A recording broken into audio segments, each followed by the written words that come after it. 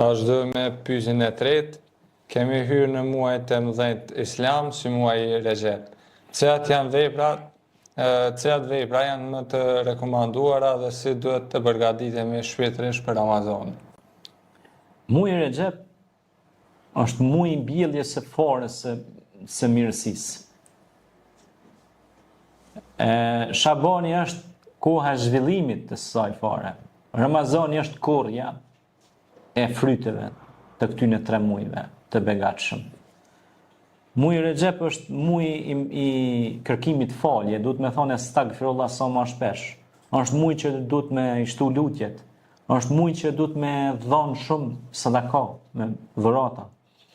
Është muaj pra që troket dhe është hyrje në triadën ose në tripletin e 3 muajve të fuqishëm që edhe vetë shokët e Muhamedit a.s. dhe vetë Muhamedi a.s.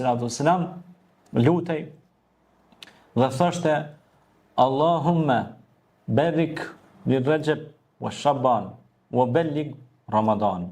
O Zot, na jep bereqet të mira në Rexhep e në Shaban, e pranona muajin e Ramazanit edhe ndriçona në këtë muaj me begatit e me këtë nuranijetin, me dritën e këtij muaji që është shahru Ramadan alladhi unzila fihi al-Quran. Është muaji Ramazan në cilin ka zbrit Kurani, e në këtë muaj është një natë e madhe që është nata e Kadrit që quhet Lejletul Qadri khairun min alfi shahr. Pra që është me vlerë për senimi muaj, edhe ndryshe quhet edhe Lejletul Mubarak.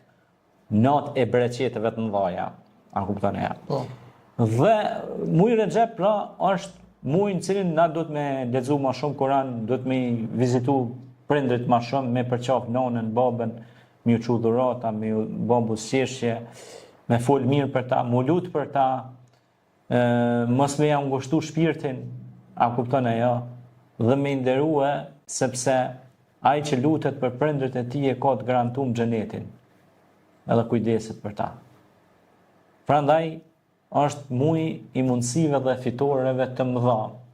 Në këtë muaj, pra siç e thash në Rexhep, preferohet namazë nafile, preferohet sadakaja, mu shtu më shumë, istighfari, salavatet, vizita e prindve, e shumë vepra tjera të mira që ka mund të shtojmë edhe këtyra.